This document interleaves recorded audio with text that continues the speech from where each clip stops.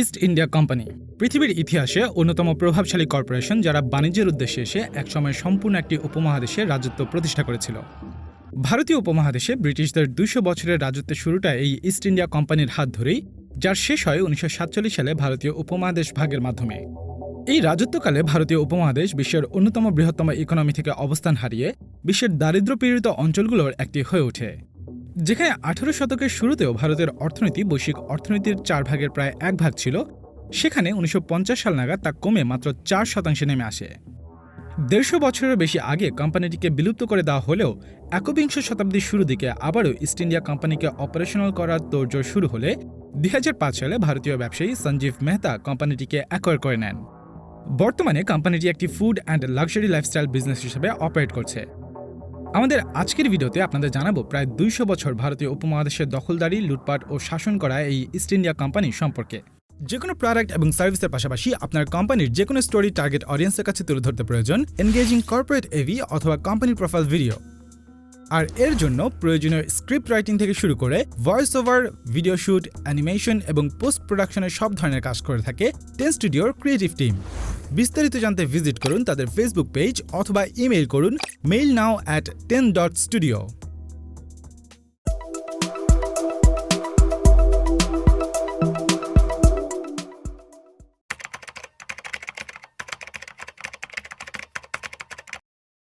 পনেরোশো শতকের শুরুর দিকে জিব্রাল্টার প্রণালী দখল করার মাধ্যমে ব্যবসা বাণিজ্য কন্ট্রোল ও ক্রিশ্চিয়ানিটিকে এক্সপ্যান্ড করার উদ্দেশ্যে পর্তুগিজদের মাধ্যমে শুরু হয় আধুনিক কলোনিয়ালিজমের।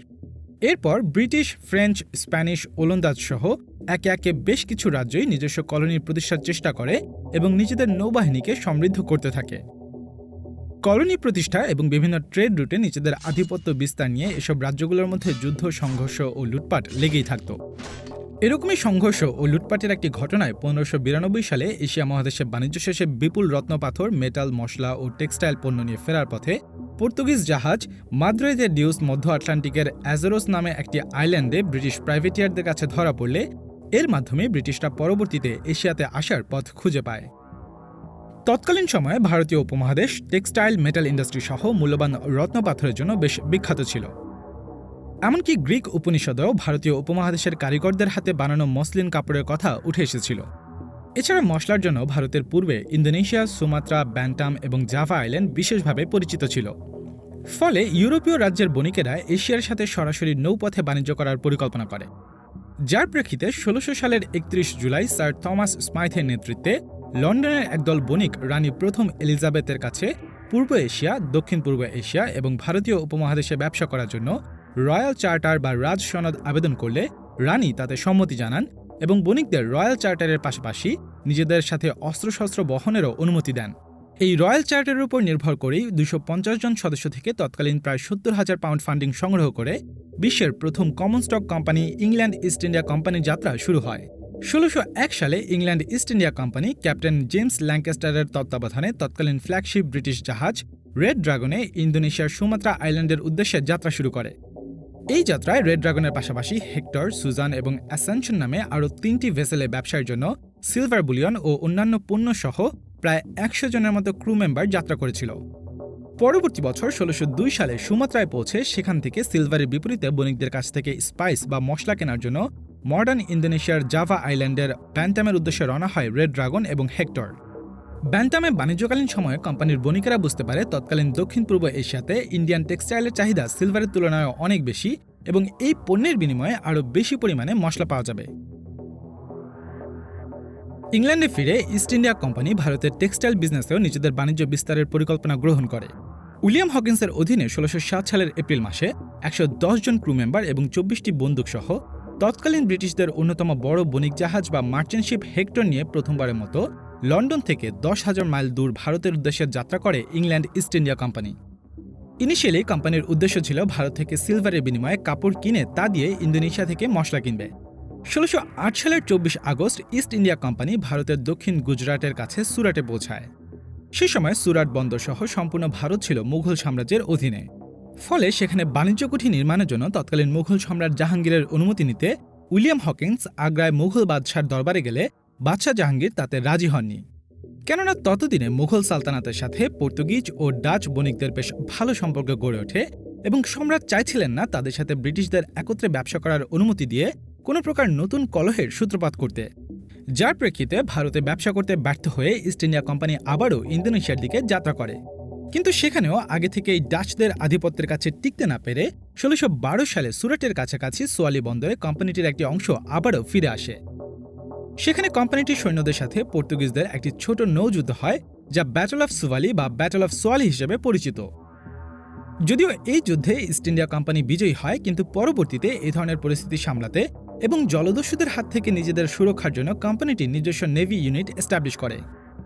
১৬১৩ সালে ইস্ট ইন্ডিয়া কোম্পানির প্রতিনিধি দল পুনরায় কুঠি নির্মাণের জন্য মুঘল সম্রাট জাহাঙ্গীরের কাছে অনুমতি চাইলে এবার সম্রাট রাজি হন এবং সুরাটে ইস্ট ইন্ডিয়া কোম্পানি তাদের প্রথম বাণিজ্য কুঠি স্থাপন করে। ১৬১৫ খ্রিস্টাব্দে ইংরেজ রাজদূত স্যার থমাস রো সম্রাট জাহাঙ্গীরের কাছে বেশ কিছু উপঢৌকন সহ ইস্ট ইন্ডিয়া কোম্পানির বাণিজ্যের জন্য কিছু সুবিধা লাভের আশায় দেখা করতে যান এবং সম্রাট জাহাঙ্গীরের কাছ থেকে বাদশাহী ফরমান আদায় করতে সক্ষম হন, যার প্রেক্ষিতে ইস্ট ইন্ডিয়া কোম্পানি পূর্ব ও পশ্চিম ভারতের সমুদ্র উপকূলীয় অঞ্চলে ছোট ছোট কুঠি নির্মাণ করতে শুরু করে। ১৬১৯ সালে থমাস রোর তত্ত্বাবধানে ভারত ও পার্সিয়ার মধ্যে কফি বাণিজ্য শুরু করে ইস্ট ইন্ডিয়া কোম্পানি। ১৬২৩ সালের মধ্যে মশলা দ্বীপ বা স্পাইস আইল্যান্ডে ডাচ ইস্ট ইন্ডিয়া কোম্পানির আধিপত্য এতটাই বেড়ে যায় যে ব্যান্ডাস এবং মলুক্কাসে ব্রিটিশদের জায়ফল, জয়ত্রী এবং লবঙ্গর বাণিজ্য বন্ধ করার জন্য উঠে পড়ে লাগে।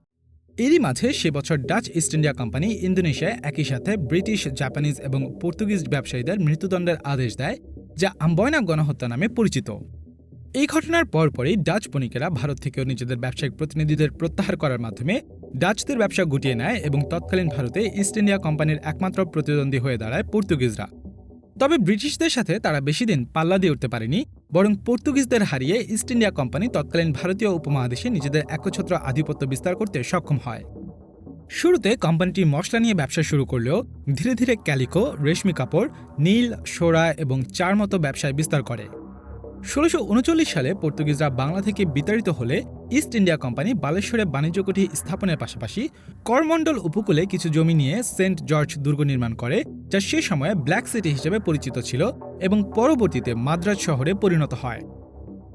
১৬৪৮ সালে লন্ডনে ইস্ট ইন্ডিয়া কোম্পানির headquarter east India company house প্রতিষ্ঠা করা হয়।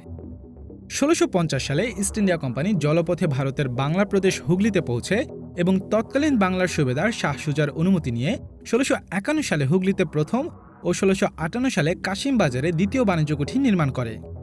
এদিকে ১৬৬৮ সালে ইংল্যান্ডের রাজা দ্বিতীয় চার্লস পর্তুগালের রাজার বোন ক্যাথরিন অফ বারগানজাকে বিয়ে করে বোম্বে শহরের ব্যবসায়ের কর্তৃত্ব যৌতুক হিসেবে পান। পরবর্তীতে সে বছরই চার্লস বার্ষিক ১০ পাউন্ডের বিনিময়ে ইস্ট ইন্ডিয়া কোম্পানিকে বোম্বে ইজারা দিয়ে দেন। একই বছর বাংলার রাজধানী ঢাকায় আরেকটি নতুন কুঠি স্থাপন করা হয়।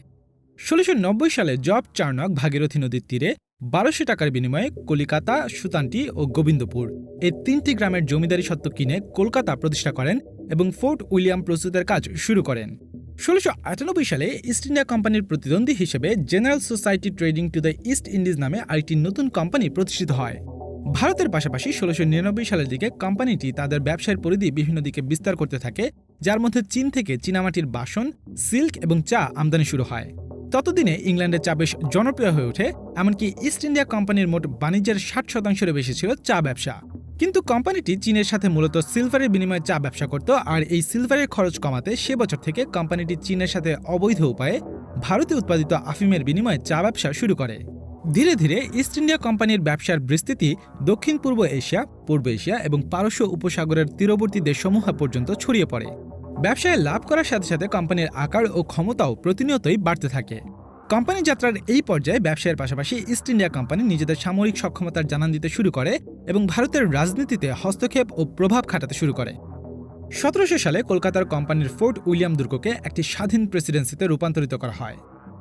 পরবর্তীতে ১৭০২ সালে ইস্ট ইন্ডিয়া কোম্পানির সাথে নতুন company general society trading to the East ইন্ডিজকে মার্জ করে the United company of merchants of England trading to the East Indies নামে নামকরণ করা হয়। তবে কোম্পানিটি শেষ পর্যন্ত ইস্ট ইন্ডিয়া কোম্পানি নামেই বেশি প্রচলিত ছিল। যদিও তখনও ভারতের শাসনভার ছিল মুঘলদের হাতে, কিন্তু বাংলা শাসন করত মুর্শিদ কুলি খান। তার শাসনামলে বাংলার ব্যবসা বাণিজ্যে, বিশেষ করে বৈদেশিক বাণিজ্যে ব্যাপক উন্নয়ন ঘটে। ১৭০৭ সালে মুঘল শাসক আওরঙ্গজেব মৃত্যুবরণ করলে কোম্পানিটি তখন কেন্দ্রীয় সরকারের দুর্বলতার সুযোগ নিতে চাইলেও মুর্শিদ কুলি খান তা দৃঢ়ভাবে বিরোধিতা করেন এবং কোম্পানির জন্য বরাদ্দকৃত পুরনো সুবিধাগুলো কড়াকড়িভাবে নিয়ন্ত্রণ করেন। ফলে সে সময় কাস্টম হাউসগুলোতে কোম্পানির কর্মকর্তাদের বেশ হয়রানির শিকার হতে হতো, যা কোম্পানিকে বেশ ক্ষুব্ধ করে। তাছাড়া কোম্পানির কর্মকর্তাদের ব্যক্তিগত ব্যবসায় কোম্পানিকে দেওয়া দস্তক ব্যবহার এবং কর্মকর্তারাও বিনা শুল্কে ব্যবসা করার চেষ্টা মুর্শিদ কুলি খান কঠোরভাবে নিরুৎসাহিত করতেন, ফলে কোম্পানি ও তার মধ্যে বিরোধের সৃষ্টি হয়। এমন পরিস্থিতিতে বাড়তি সুযোগ সুবিধার জন্য 1716 সালে কোম্পানির কলকাতা কাউন্সিল জন সারম্যানের নেতৃত্বে প্রচুর উপঢৌকন সহ একটি প্রতিনিধি দল তৎকালীন সম্রাট ফারুকশিয়ারের কাছে পাঠালে সম্রাট একটি ফরমান জারি করেন। এই ফরমানটি মূলত 1717 সালের ফারুকশিয়ারের ফরমান নামে পরিচিত। এই ফরমানের মাধ্যমে বাংলার সুবেদারকে কোম্পানিটিকে বেশ কিছু সুবিধা প্রদানের নির্দেশ দেওয়া হয়, যার মধ্যে কোম্পানির বর্তমান সুবিধার পাশাপাশি অতিরিক্ত কলকাতার পার্শ্ববর্তী 38টি মৌজার জমিদারি প্রদান, কোম্পানি বা কোনো ইংরেজের কোনো পণ্য চুরি গেলে তা আবশ্যকভাবে উদ্ধারের ব্যবস্থা নেওয়া এবং পণ্য উদ্ধারে ব্যর্থ হলে ক্ষতিপূরণ দেওয়া, সুরাট ও মাদ্রাজের মুদ্রা সমান দর দেওয়া, কোম্পানির কাছে দায়বদ্ধ বা ঋণগ্রস্ত এমন সব ব্যক্তিদেরকে ফ্যাক্টরি প্রধানের কাছে হস্তান্তর, ফ্যাক্টরি প্রধানের ইস্যুকৃত দস্তক যে পণ্যবাহী জাহাজে থাকবে তা কাস্টম হাউসে থামানো বা পরীক্ষা করা যাবে না, সুবেদার কোম্পানিকে মুর্শিদাবাদ টাকশাল থেকে তাদের মুদ্রা জারি করার অনুমতির মতো বিষয়গুলো ছিল। ফরমানে উল্লিখিত এই সুবিধাগুলোর কারণে 1717 সালে সম্রাট ফারুকশিয়ারের অনুমতি নিয়ে East India company Bangla, Madras ও মুম্বাইয়ে বিনা শুল্কে অবাধ বাণিজ্য করতে শুরু করে। যদিও মুর্শিদ কুলি খানের আমলে কোম্পানির ব্যবসায় বেশ বেগ পেতে হয়েছিল, কিন্তু 1727 সালে তার মৃত্যুর পর তার জামাতা সুজাউদ্দিন খান ক্ষমতায় আসলে কোম্পানি নিজেদের সকল দাবি পুরোপুরিভাবে কার্যকর করার সুযোগ পায়। বিশেষ করে 38টি মৌজার উপর কোম্পানির জমিদারি কর্তৃত্ব সম্পূর্ণভাবে নিশ্চিত হয়। যদিও সুজাউদ্দিন খান তার পূর্বসূরির পদাঙ্ক অনুসরণ করেন, তবে তিনি কোম্পানির সাথে সকল ধরনের বিরোধ পরিহারের চেষ্টা করেন।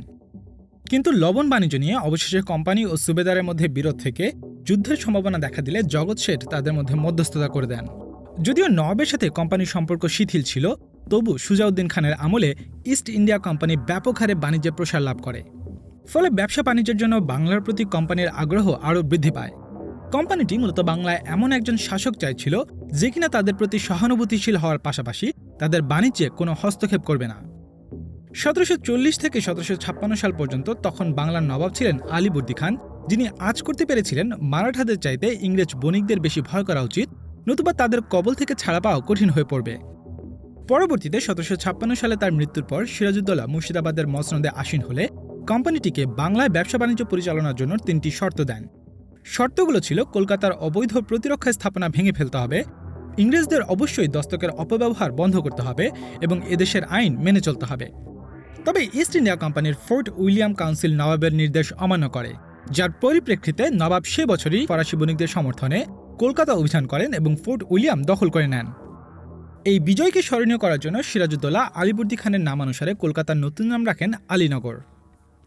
এমন পরিস্থিতিতে ইংরেজরাও থেমে থাকেনি, বরং দ্রুতই মাদ্রাজ থেকে কোম্পানির অফিসার রবার্ট ক্লাইভকে ফিরিয়ে আনা হয় এবং তার নেতৃত্বে 1757 সালের 2রা জানুয়ারি ফোর্ট উইলিয়াম পুনর্দখল করেন।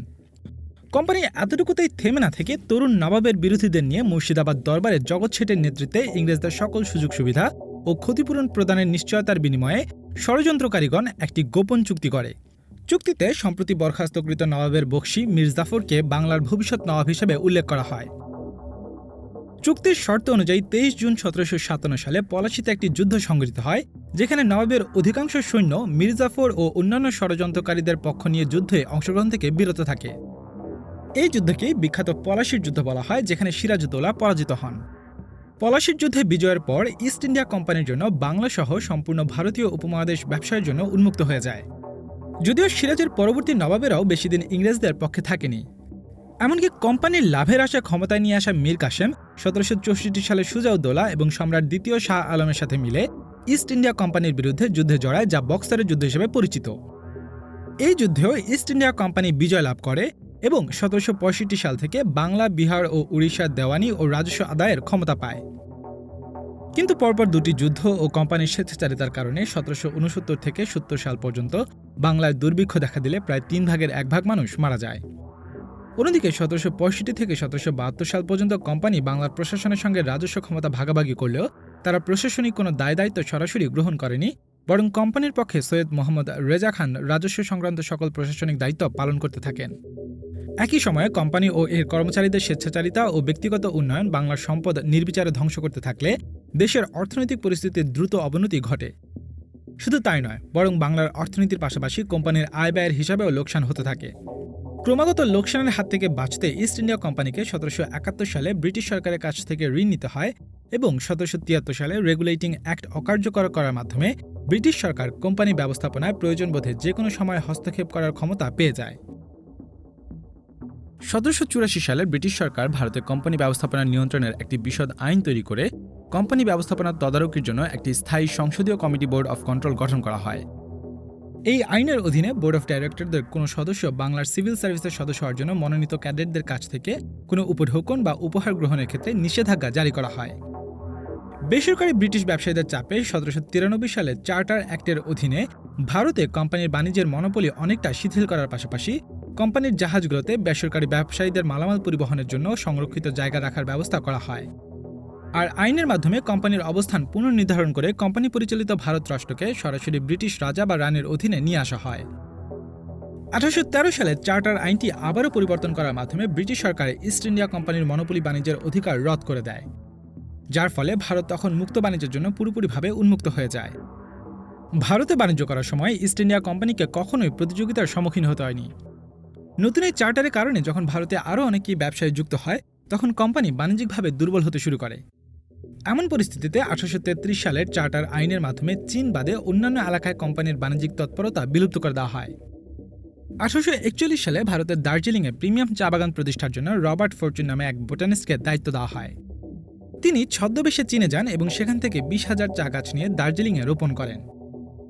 ১৮৫১ সালে লন্ডনের হাইড পার্কের ক্রিস্টাল প্যালেসে বিশ্বের প্রথম মেলা গ্রেট এক্সিবিশনের আয়োজন করা হলে ইস্ট ইন্ডিয়া কোম্পানি সেখানে পার্টিসিপেট করে। ১৮৭৪ সালে বিলুপ্তির পরবর্তী ৭ দশকেরও বেশি সময় ভারতে সরাসরি ব্রিটিশ সাম্রাজ্যের কলোনিয়াল শাসন চলেছিল, যা ১৯৪৭ সালে ইন্ডিয়া ও পাকিস্তান নামে দুটি রাষ্ট্রের জন্ম দেওয়ার মাধ্যমে শেষ হয়। এদিকে ১৩০ বছরের বেশি সময় ধরে ইস্ট ইন্ডিয়া কোম্পানি সুপ্ত অবস্থায় থাকলেও ২০০৩ সালে কোম্পানিটির শেয়ার হোল্ডাররা নতুনভাবে চা ও কফির ব্যবসার মাধ্যমে ইস্ট ইন্ডিয়া কোম্পানিকে পুনরায় অপারেশনাল করার চেষ্টা করেন। দ্য হিন্দুস্তান টাইমসের একটি তথ্যসূত্রে ২০০৫ সালে ভারতীয় উদ্যোক্তা সঞ্জীব মেহতা $১৫ মিলিয়ন বিনিময়ে ইস্ট ইন্ডিয়া কোম্পানির স্টেক হোল্ডারদের কাছ থেকে কোম্পানিটিকে অ্যাকোয়ার করে নেন এবং নতুন করে প্রিমিয়াম চা, কফি ও খাবার আইটেম নিয়ে ব্যবসা শুরু করেন। ২০১০ সালে সঞ্জীব মেহতা লন্ডনের অভিজাত মেফেয়ার এলাকায় বর্তমান সময়ের ইস্ট ইন্ডিয়া কোম্পানির প্রথম দোকান প্রতিষ্ঠা করেন। বর্তমানে কোম্পানিটি চা ও কফির পাশাপাশি চকলেট, বিস্কিট, বিভিন্ন ধরনের পানীয় ও লাইফস্টাইল প্রোডাক্ট এবং বিভিন্ন ঐতিহাসিক কয়েন কালেকশন বিক্রির ব্যবসা করছে।